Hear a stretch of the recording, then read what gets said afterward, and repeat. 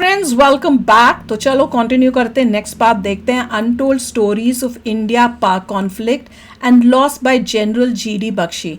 अगर आपने इसका फर्स्ट पार्ट नहीं देखा तो उसको ज़रूर देख लेना, इसी चैनल में बहुत सुंदर पॉडकास्ट है। मतलब आपको इट विल, जो आपका मतलब आप सुन के जो आपके साथ आपका रिएक्शन होगा या जो आप महसूस करोगे, इट इज़ वेरी डिफिकल्ट कि आपको वो एक्सप्लेन किया जाए। मतलब सच्चाई आपको समझ में आएगी, दिखेगी। तो वीडियो शुरू करते हैं जल्दी से। वीडियो शुरू करने से पहले अगर आप चैनल पर नए हो और आपने अभी तक सब्सक्राइब नहीं किया तो जल्दी से पहले सब्सक्राइब के बटन और बेल आइकन को क्लिक कर लो, ताकि आपको हमारे सारे न्यू वीडियोस के नोटिफिकेशन मिल जाएं जैसे हम अपलोड करें। अगर आपको वीडियो पसंद आता है प्लीज लाइक एंड शेयर। चलिए शुरू करते हैं। इंसानियत का कब से कत्ल करते आ रहे हो। आज मैं बहुत खुश हूँ बेटा। लड़ाई जब बड़ी करनी होती है तो पहला स्टेप होता है कि दुश्मन की एयरफोर्स के ठिकाने लगा दो। जब दुश्मन की एयरफोर्स हवा से उड़ा दी जाती है तो हमारी फौजों का रास्ता खुल जाता हम कर है। नहीं पाए खुल सिम सिम खुल सिम सिम। और आज पाकिस्तान को चूज करना है, क्या चाहिए, जिंदगी या मौत। अगर तुम नहीं सुधरे तो हमारे प्रधानमंत्री लॉन्च कर देंगे हमारे इंटीग्रेटेड बैटल ग्रुप्स रेगिस्तान में, सेमी डेजर्ट में, जहां बलूच इनके होश आवाज उड़ा दिए, उनसे जाके मिलाप कर देंगे। नया बलूचिस्तान, आजाद बलूचिस्तान बना देंगे जैसे बांग्लादेश बना। क्योंकि दूसरी विचार ये है कि हम पाकिस्तान के अवाम से कोई दुश्मन नहीं। हम जानते हैं वो बेचारे बेवजह, उनको 2 रोज की रोटी नहीं मिल रही, ये फौज की वजह से। उन्हीं के बंदे तो जाते हैं, फौजी कहाँ से आएंगे, इंपोर्ट करते हैं कहीं से फौजी। कितना बैंक बैलेंस है। ऐसा नहीं है, जो फौजी बनते हैं इन्हीं लोगों में से, जैसे हमारे देश में हमारे देश के फौजी हम ही में से जाते हैं। और जो गवर्नमेंट करती है वो अपनी जनता की हाँ से करती है। अगर वो जनता नहीं चाहती होगी तो वो उस गवर्नमेंट को हटा देगी। अब जो जनता है वहां की, अगर आप सुनोगे वो कितना अपनी आर्मी के साथ देती है, कभी अगेंस्ट नहीं बोलती, वो सब पता है। तो ये थोड़ा सा यहाँ पे मतलब जो सोल्जर पाकिस्तान का है वो कहीं से इंपोर्ट थोड़ा किया है, वो उन्हीं के घरों में से आया है, उन्हीं में से आता है, पाकिस्तानी है। हाँ, और अब वो जो लोग है जनता, वो भी अपने आर्मी को सपोर्ट करते हैं। अभी जितनी खुशियां वो वहां बैठ के मना रहे हैं वो सब जनता मना ही रही है ना। उन्होंने जब ये पाकिस्तान में ने ये हरकत की थी, जो भेजे थे पहलगाम के अंदर, तो किसी ने कंडेम थोड़ी कोई पाकिस्तानी ने किया है। तो कहां से हो गई जनता इनोसेंट। मनीर का 1200 करोड़, पर अभी आईएमएफ की तरफ से उन्हें फंडिंग मिली है, राइट? अभी आईएमएफ ने उनको $1 बिलियन दिया है कि लड़ लो साले, लड़ो। $1 बिलियन तुम्हारा हवा हो जाएगा। बहुत खर्चा होता है इसमें और तुम्हारी इकोनॉमी चरमरा रही है। युद्ध हुआ, आगे बढ़ा तो साहब आपकी जो इकोनॉमी है वो डूब जाएगी। यूजुअली डिसीजंस कौन लेता है? बेटा, in a democracy there is no doubt, it is the political leadership who has to give you the order to cross the border. वो और कोई फैसला ये नहीं ले सकता। It is the Prime Minister of India. वो मतलब माइन्यूट डिटेल में नहीं जाते, वो डेलीगेट करते हैं आर्म फोर्सेस के चीफ्स को। ये मैं चाहता हूँ, this is the aim, this is the objective. अब कैसे जाना है, यहाँ से जाना है, यहाँ से, इधर से, योर चॉइस। तुम प्रोफेशनल हो, वही तो फ्री हैंड दे दो कि ये करना है तुम करो। से आते हैं, जिसके लिए अर्लियर दिस ईयर मैं बॉर्डर्स पर गई थी और मैं आर्मी के साथ रही थी, spending a day with them, being a part of the training also. और बहुत ही रिगरस ट्रेनिंग होती है उनकी थ्रू आउट द ईयर, और वो जोश जज्बा बिल्कुल खत्म नहीं होता। 1971 में आप फ्रंट लाइन पर थे जब ये वॉर हो रही थी। I want to understand the psyche of a soldier at that point of time. क्या चल रहा होता है अंदर, बिकॉज ऑफ कोर्स आपकी जान भी उतने ही खतरे में है जितने दुश्मन की है। या मेरे एक बड़े भाई साहब होते थे, tall, handsome, smart cricketer, you know the toast of the town, unlike me, very handsome and tall and you are good also handsome. cricket वगैरह, he joined the army, he became a captain। 1965 war में वो शहीद हो गए। उनके बदन के टुकड़े टुकड़े उड़ गए क्योंकि एक माइन फटा था, M16 माइन, सबसे खतरनाक और माइन जो कि जंप करके यहाँ तक आता है, छाती तक, और फाड़ देता है पूरा शरीर। दो इतने टुकड़े लोगों ने इकट्ठे किए और अंतिम संस्कार वहीं कर दिया, फ्रंट लाइन में, ठीक है। और हमारे घर आया एक कांस का कलश जिसमें मेरे भाई की राख थी। उसके साथ वो पलटन का फौजी लेके आया। बाकी सब ने पूछा, बोले साहब बड़ी बहादुरी है, वो दिलासा दे दिया उसने। मैंने उसको अलग ले जाके पूछा क्या हुआ था, तो कहता माँ बाप को मत बताना, लेकिन वो माइन फटने से उनका शरीर चिथड़े चिथड़े हो गया। हमने यहाँ से टुकड़े लाए थे, तो आंसू निकल आए। वो मुझे बोला और मुझे आज तक उसके अल्फाज याद हैं, साहब आप रो नहीं सकते, आपको बदला लेना है। That was 1965। अगले साल मैंने एनडीए का एग्जाम देने के लिए मैं दिल्ली गया। तूफान मच गया मेरे घर में, तूफान मच गया। अरे एक बेटा दिया है, उसकी तो क्या कहते हैं मातम मरना खत्म नहीं हुआ, दूसरा बेटा कह रहा है मैं फौज में जाऊंगा। तो मेरे फादर जो थे बेचारे वो मैं पढ़ाई लिखाई में तेज था, वो किताबों का बहुत शौक था, अभी भी है। या तो लिखता हूँ या पढ़ता हूँ, एक दिन में एक किताब पढ़ लेता हूँ। अच्छा। किताब मिले तो छोड़ नहीं सकता, चिपक जाता हूँ, किताबी कीड़ा जिसको बोलते थे। तो उनका बड़ा मन था कि साहब मेरा एक बेटा IAS में जाए, IAS में ये जाएगा क्योंकि ये पढ़ने में तेज। बड़ा बेटा तो फौज में गया, ये जाएगा IAS IFS। और मेरा तीसरा भाई बैंकर था, वो तो deutsche बैंक का हेड था इंडिया में। तो ये मैंने कहा कि तू पागल हो गया है, तू तो फौज के लायक ही नहीं है, तू तो पढ़ाकू है। फौज में पढ़ने वाले थोड़ी ना चाहिए, फुटबॉल बास्केटबॉल खेलने वाले चाहिए, है रम पीने वाले होते हैं, ये सारे वो सारे। तू कहाँ फौज में जा रहा है? You will be a misfit, you will be a square peg in a round hole. मुझे आज तक उनके अल्फाज याद है, square peg in a round whole.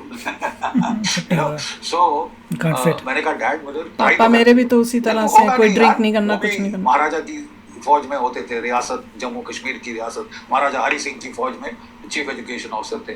बोले मैं फौज जानता हूँ यार, तू फौज का है ही नहीं बंदा फौजी टाइप। तो मैंने उनको बोला कि मुझे ट्राई तो करने दो। तो थोड़ा सोचे, बोले अच्छा हाँ तेरे IAS के लिए ड्राई रन हो जाए, पास नहीं होगा तू, ज्यादा रोइयो मत उस वक्त, you will not make it. तो मैंने कहा ठीक है लेट मी ट्राई। लगाया जोर, रिटन टेस्ट दिया, थ्रू हो गया।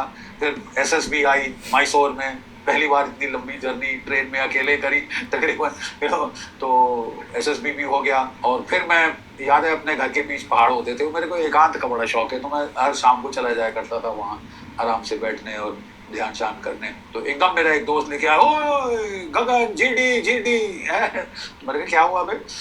वो अखबार लेके आ रहा था, अबे मेरिट लिस्ट आ गई, you are second in India, number 2 in the whole of India. तो फादर भी उनकी खुशी का तो चारा नहीं रहा, he was very invested in me, very heavily invested. वो भी बड़े खुश हुए, उसकी फोटोकॉपी कर करके कभी मेरे ताए को, कभी चाचे को, कभी यहाँ भेज रहे वहाँ भेज रहे। तो फिर मैंने बोला डैड अब ठीक है, अब मेरे को जाने दो, आपने बोला था नहीं होगा, मैं हो गया, और हो गया भी तो नंबर 2 आया हूँ ना ऑल इंडिया मेरिट लिस्ट में, तो लेट मी गो। फिर बोले नहीं ये तो मैंने कहा था IAS के लिए ड्राई रन है। तो साहब मैंने बोला नहीं डैड, बड़ा झगड़ा होता था खाने के टेबल पे, बातचीत बंद हो जाती थी, मेरे गले में खाना फंस जाता था, क्योंकि मैंने कभी फादर को डिसोबे नहीं किया था, बट मैं कर रहा था। मैंने समझा now it's my life, I do what I want. काफ़ी तनाव रहा, आप समझ सकती हैं। और फिर क्या हुआ, वो NDA से आया, एक इंडेमनिटी बॉन्ड साइन करना होता है फादर को, कि अगर ट्रेनिंग के दौरान आपका लड़का मर जाए, उसकी टांग हाथ पैर टूट जाए, तो आप सरकार से कोई हर्जाना नहीं मांगे, you will not ask for any compensation. वो साइन करने वाले बोले ये क्या, मैं नहीं करता साइन, एक बेटा मेरा मर गया, अब दूसरे को भी ये लोग बोल रहे हैं कि मर जाएगा, ये हो जाएगा, वो मैं नहीं साइन करता। तो मैं बड़ा परेशान, NDA opening date, joining date, मेरे को वहाँ से वारंट आ गया, मेरे को मूवमेंट ऑर्डर आ गया और फादर जाने नहीं दे रहे। 1 दिन 2 दिन 3 दिन 4 दिन 5 6 दिन, फिर मैं पैनिक में हुआ कि मेरी तो सपना गया, जो मैंने I had achieved my dream, so मैंने कहा मेरा तो सपना गया। तो मेरे फादर को बोला डैड मेरे को जाना है यार, no you are not going, no you are not going. एक दिन मेरे को गुस्सा आया, मैंने अपना सारा सामान, तो मेरा पैक था ही, मैंने वो रिक्शा बुलाया, पुराने बंगले में रहते थे, रिक्शा आया, मैंने लोड किया, मैं बैठ गया, मैं जा रहा हूँ। Where are you going? NDA, national defence academy, the finest institution in the world. मैं वहाँ पहुँचा, July 1967 I was in the NDA। दिसंबर 70 में हम वहाँ से पास आउट हुए, ठीक है।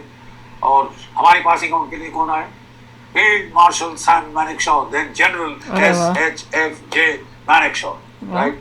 बाकी जब जनरल्स आते हैं, उनका स्टाफ उनके लिए लंबी चौड़ी स्पीच लिखता है, ये करो वो करो, ये ना करो वो करो बेचारे हम लोग थक जाते हैं, जो परेड में खड़े हैं, अपनी उंगलियां हिलाते हैं, कई बार लोग फेंट हो जाते हैं। सो वो छोटी सी स्पीच दी, विदाउट फट्टा, without anything. Gentleman I come to pass you out. वो ऐसे बोलते थे जैसे मशीन गन फायर होता है.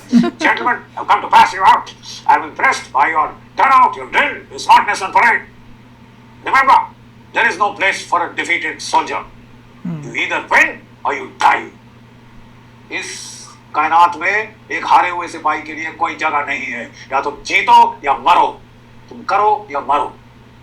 Don't come back. ये हो गया, ये हो गया.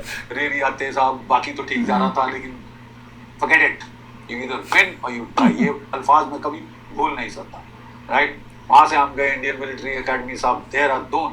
अजीब बात आपको मालूम है, इंडियन मिलिट्री एकेडमी ठीक उस स्थान पर बनी है जहां 5000 वर्ष पहले गुरु द्रोणाचार्य, जिनके नाम पे गुरुग्राम है, आप द्रोणाचार्य के गांव में बैठी हैं.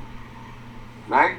गुरु द्रोणाचार्य जो था, गुरु द्रोणाचार्य, उन्होंने कौरवों और पांडवों को लाके वहां पे कैंप बनाया था. ठीक है? और उनको वहां ट्रेनिंग होती थी. क्या दैवयोग है यार, 5000 साल बाद अंग्रेजों ने चुना, उनको मालूम भी नहीं था कि ये द्रोणाचार्य की जगह है. ठीक हमारी एकेडमी वहीं पे आई. Look at the cultural continuity, the civilizational, width of this country. तो हम लोग ट्रेनिंग शुरू करी साहब अक्टूबर के महीने में. मार्च में शुरू हो गया पंगा बांग्लादेश में. General Tikka Khan, butcher of Bangladesh, later butcher of Balochistan, ये साहब उसने बांग्लादेश में कत्लो गारत कर दी. 1 मिलियन बंगाली औरतों का रेप हुआ. 3 मिलियन बंगालियों को मार डाला. 10 मिलियन बंगाली बांग्लादेश से बाहर धकेले, ज्यादातर हिंदू. हिंदू मुस्लिम तमाशा बड़ी देर से किया जा रहा है, इन लोगों ने किया कर रखा है. यहाँ हिंदू मुस्लिम सिख ईसाई सब आराम से बैठे, भाई भाई हैं, हम सब भारतीय हैं. पर ये सोच अलग है.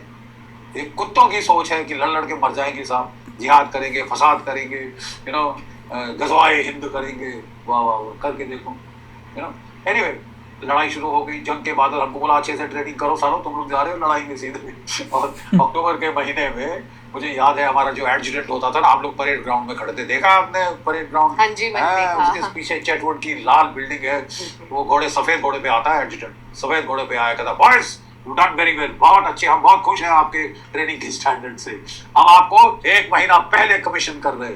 हम लोग बड़े खुश हुए, बड़ी ताली बजाई, ये वाह वाह. देखिए फौज में दिन की सीनियरिटी से आप शायद चीफ बन सकते हैं या ना बने. 1 दिन की सीनियरिटी, 1 महीने की सीनियरिटी, हम तो बड़े थ्रिल हो गए यार, क्या बात है, अरे वाह वाह यार. तो वो बेचारा, हम लोग ताली वाली बजा रहे थे, तो एडजुटेंट साहब जो असिस्टेंट थे उनके, उसकी तरफ मुड़ के बोलते हैं बेचारे. बोले क्यों सर, ऐसा क्यों बोलते हैं? बोले कि साहब ये तो ताली बजा रहे हैं आज के दिन, ठीक है, 1 महीना बाद ये कमीशन हो. जब तक कमीशन हो गए लड़ाई शुरू हो गई होगी. ये सीधा पलटनों में जाएंगे, लड़ाई में जाएंगे पहले दिन सर्विस के. ठीक है? ना जवान इनको जानते होंगे, इनका नाम जानते होंगे, ना ये जवानों को जानते होंगे. लेकिन यंग ब्लड है, 19, 20, 21 साल के हैं, सबसे आगे दौड़ते जाएंगे, सबसे ज्यादा मारे जाएंगे. और ऐसा ही हुआ बच्चे, ऐसा ही हुआ. सबसे ज्यादा हमारा नुकसान.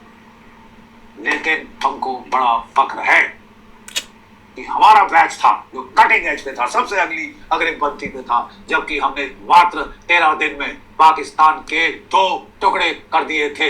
ढाका पे तिरंगा फहराया था, राजधानी पे तिरंगा फहराया था. 93,000 कैदियों ने आत्मसमर्पण किया था. ऐसा करके जैसे ढोर डंगर को मालगाड़ी में डाल के ताला बंद किया जाता है, वैसे इनके जवान जेसीयू अफसर बंद करके प्रिजनर ऑफ वॉर कैंप में भेजे थे बांग्लादेशियों से बचाने के लिए. इनके खून के प्यासे थे, जिनकी औरतों का रेप किया हुआ, वो तो लेके आ गए थे वो जो मैचेट होती है काटने वाली बकरी. वाओ, सब वो देखो, उन्होंने खुद देखा हुआ है, वो बता रहे हैं, वो शेयर कर रहे हैं. And what bravery of our army के उस टाइम में वो दिखा रहे हैं कि देखो कितनी ब्रेवरी थी. और जो उनके भाई के साथ हुआ उसके बाद उनका जाना, और फैमिली में क्या रिएक्शन होता है पेरेंट का, फादर का, वो हर एक फैमिली का. वही मैं बोलती रहती हूँ कि भैया हम लोग, आप लोगों को नहीं समझ में आता, जिसका कोई खोया हो वो समझ सकता है. हम लोग तो 1 दिन का कर देते हैं, उनका सोचो. तभी जब क्रिकेट के अगेंस्ट में इतना बोलती हूँ, जब क्रिकेट खेला होता है खेलते हैं पाकिस्तान के साथ, क्योंकि आई कैन अंडरस्टैंड. जो नहीं अंडरस्टैंड करते वो कहते हैं ना कि भैया तो क्या हुआ, क्रिकेट तो गेम है, उसको क्यों, उसमें क्यों पॉलिटिक्स ला रहे हो. This is not politics, this is अपनी कंट्री की सिक्योरिटी. दिस इज अबाउट वो सोल्जर्स जिन्होंने अपने देश के लिए अपनी जानें गंवाई हुई हैं इन पाकिस्तान की वजह से. तो वो आप लोगों को नहीं भूलना चाहिए. पर जो मतलब देखकर सुनकर ये बहुत अच्छा बता रहे हैं, अपने एक्सपीरियंसेस बता रहे हैं, दिखा रहे हैं कितने मोटिवेटेड थे, कितना पैशन था अपनी चीज़ के लिए। फादर ने कोशिश की कि एक बड़े भाई शहीद हो चुका है तो मैं नहीं, फिर भी ही वेंट ओवर देयर, पूरा कुछ करना और समझना उस वक्त कि सीधा जो है जैसे ही जॉब लगेगी, कमीशन होंगे, आप सीधा वॉर में जा रहे हैं। बहुत difficult time, very difficult time. और बोल्ड भी नहीं, बहुत सारे शहीद हो गए। उनको उनका जो पीछे जो उनके सीनियर हैं जो ट्रेनिंग करा रहे हैं वो कह रहे हैं तालियां बजा रहे हैं बेचारे, तो वो बता भी रहे क्यों, क्योंकि ना जानते हैं किसी को सीधा जाओगे वॉर के और कि कितने इनमें से जो है वो उनकी जाने वाली हैं, वो दे कुड सी इट। पर ये कह रहे हैं और हुआ भी वही था, पर we are still proud of it, क्योंकि हमने जिस तरह से 13 डेज के अंदर ही आपने बांग्लादेश को आजाद कराया, इतनी बलिदान दिया बांग्लादेश के लिए, देखो बांग्लादेश को परवाह नहीं। और बांग्लादेश भूल ही गया कि हमारे साथ क्या हुआ था, इन्होंने क्या हमारी औरतों के साथ क्या सब किया। मेरे ख्याल से उस वक्त डिसीजन देना चाहिए था कि बांग्लादेश जो है हमारे इंडिया के साथ ज्वाइन हो। पहले कह रही हूँ, मैंने कहा बहुत बड़ी गलती थी, इंडिया के साथ ज्वाइन करना। अभी भी सीख लेना चाहिए कि किसी को वो नहीं, उन्हें कहो ज्वाइन कर लो, हम तुम्हें हेल्प करेंगे, ज्वाइन बन पार्ट ऑफ, क्योंकि फिर बाद में वो फिर एक और वो बन के बाद में वो हिस्ट्री भूल जाते हैं और दुश्मन बन जाते हैं। तो वो देख लिया है हमने, तो अब वो गलती हमें कभी नहीं करनी चाहिए। इस बात चाइना से सीखनी चाहिए कि चाइना अपने आप को बड़ा करने में लगा है, दूसरों का सुधार करने के लिए लगा, क्योंकि वो सुधार करते करते अपने को ही नुकसान होता है आगे जाकर। तो चलो यार, आप भी शेयर करना अपने थॉट्स। चलते हैं, मिलेंगे नेक्स्ट वीडियो में बहुत ही जल्द। Till then take care and bye bye. तो अगर आप मेरे इस चैनल पे नए हो तो जल्दी से सब्सक्राइब के बटन को हिट करो और बेल आइकन को क्लिक करो, ताकि आपको मेरा जब नया वीडियो मैं लगाऊं आपको उसके बारे में जल्दी से पता चल जाए।